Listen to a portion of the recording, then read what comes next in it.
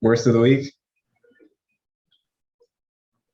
Yeah, just say it. Come on, it has to be. We got to I'm gonna say let it. you pick Cincinnati because that's the Of course, obvious. I picked Cincinnati. I've been waiting all week to dunk on Cincinnati for their performance in week one. Come on.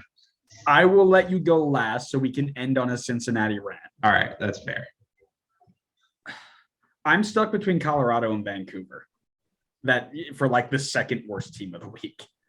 I'm gonna go Vancouver because no, I'm gonna go Colorado. I thought Colorado looked worse than Vancouver. They gave up 4 goals, but they were down a man for a little bit of that time.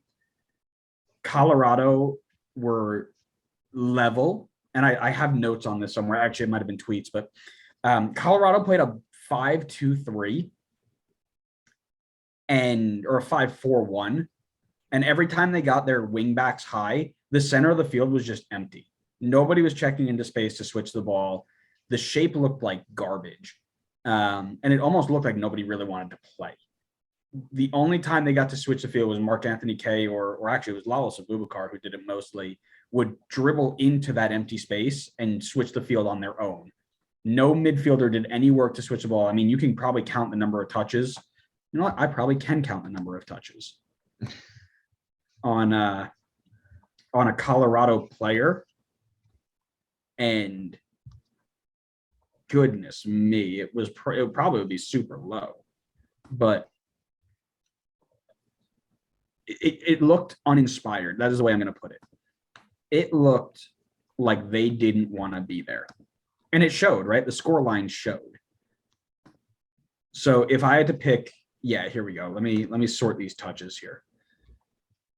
Out of Colorado Rapids players, Jack Price had 100 touches. But that's because he was on the ball most of the time as a set piece free kick taker. The other center mid was Brian Acosta. He had 37 touches. Outside of that, you had Max, who was kind of in there. He had 37 touches. Then Nicholas Mosquito had 23. Jonathan Lewis, playing as a striker, had 21 touches. How? Lucas Estevez, 89 touches. Everything going through your left back, but never switching the ball. You know, you compare it to the center mids of Los Angeles. Illy Sanchez, 78. Jose Cifuentes, 65. Kelvin Acosta, 45. Right? I mean, they're constantly much more frequently on the ball. And it showed how they were able to switch the field and get the ball to their attacking players, right? Carlos Vela only had 41 touches, but he got them in the right areas, right? Jack Price, if we looked at a heat map of Jack Price, which I think I can also pull up. Yeah. So if you look at a heat map of, and I know people can't see this, but if you look at a heat map of Jack Price versus, we'll pick Jose Cifuentes. We'll pick Illy Sanchez. They were both the leading point getters.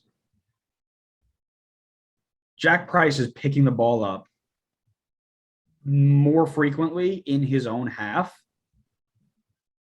where like right outside the box there to try and start the play, whereas Illy Sanchez is not consistently in one spot, but always all over the field. And that is the difference there. It looked like Colorado didn't want to play. They probably don't. I can't say they wanted to play in CONCACAF either. Those performances were very uninspiring. What happened between being first in other than selling most of your players, you know, where did that drive and desire go? I just think they overachieved last season, and we knew this team was not. Yeah, no, we made it very clear that this was the worst number 1 seed out of the West for a long time. Yeah, easily.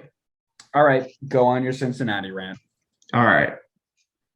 At the start of the season, the most common quote that I saw about FCC was, "It can't get worse," right? That came from me. It came from a lot of people. And I'm not going to say it was worse. I'm not going to say it was. honestly, I genuinely do believe the quote that it can't get worse for this team. I guess if they went winless, right, then that's worse. But man, the bar was so low. It would have taken almost nothing to have gotten better, and they didn't do it. They didn't do it. You could argue that they got worse. I wouldn't disagree with you. I get it. It's game number one. It's a long season. I don't expect FCC to have any semblance of a chance at the playoffs this year. I think, uh, again, I mentioned they played Austin, the lowest scoring team in the league last season, and they scored 5. FCC fans, MLS fans deserve so much more than what FCC is producing on the field. This league is taking leaps and bounds and steps ahead. Even terrible teams in the West, like Houston, are like making attempts to make their team better.